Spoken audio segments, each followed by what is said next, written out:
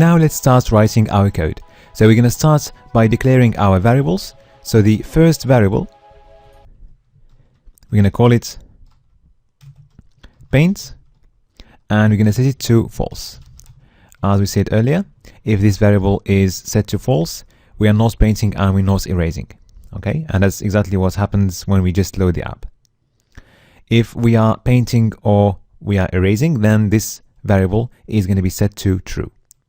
The next variable, we're going to call it paint underscore erase.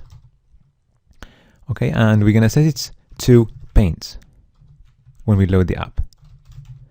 So when this variable is set to paint, this means that if we are painting on the canvas, then we're going to be actually painting using the color input. And if we set it to erase, then we're going to be actually drawing a white line and erasing. Next, we are going to get the canvas. So we're going to define a variable canvas, and we're going to go to our canvas element. So in the HTML file, the canvas element has got an ID paint. So we're going to use that ID.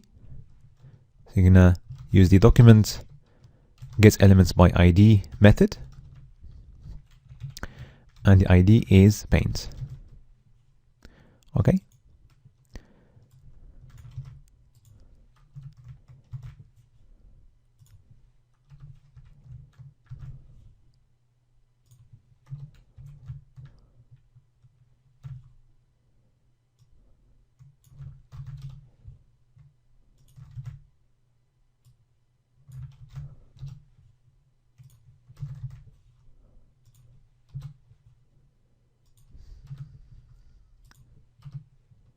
Okay, just doing some formatting.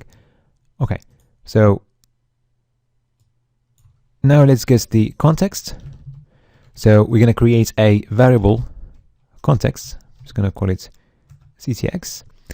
Okay, as we have learned in Canvas, the context is going to get our context using the canvas and the getContext method. Okay, and we are getting the 2D context, so you're going to give it as a parameter 2D. So the context is going to be used to draw on the context. Okay, next we're going to get the container. Okay, so the container is going to be the container of the canvas, which is the element of ID container. It's our div container. So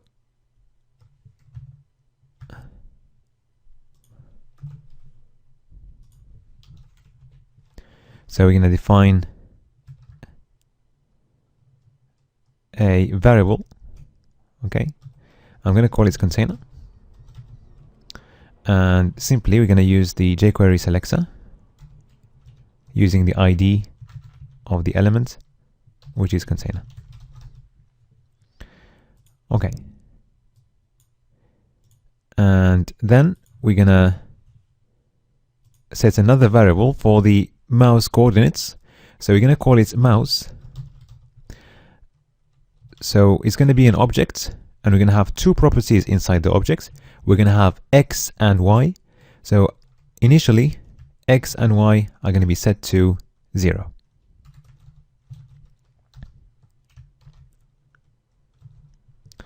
Okay.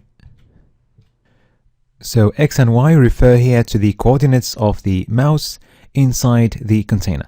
So if we're looking at the top left point of the container, the coordinates are going to be 0, 0. Okay. And if we are inside the container, X is going to be the distance between the left border of the container to the mouse, and Y is going to be the distance between the top border of the container to the mouse. Okay. So let's move to the next step.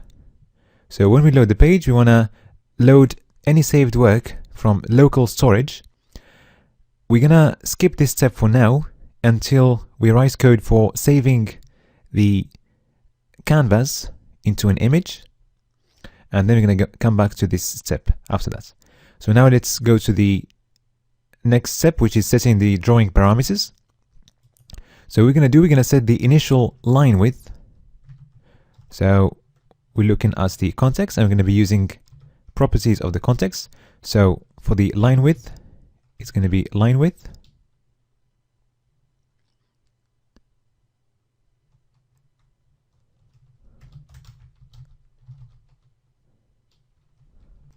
And let's set that to 3, which is the initial diameter of our circle. Okay.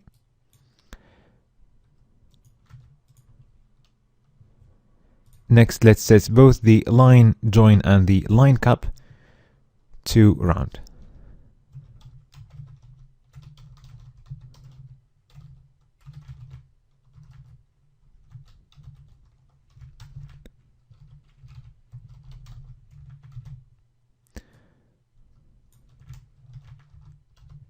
Okay, just a quick reminder, the line join defines the join between two lines, and that's the line cap. All right.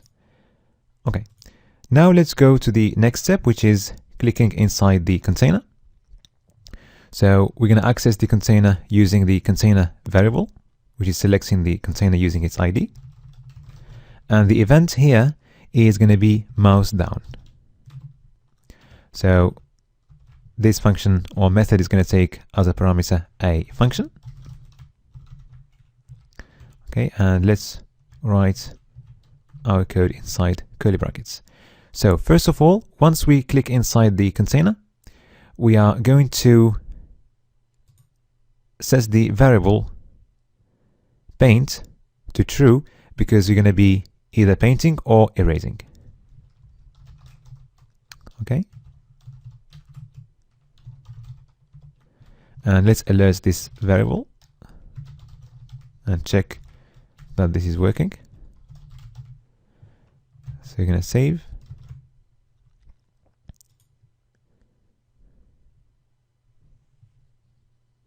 Now, if we click inside the container,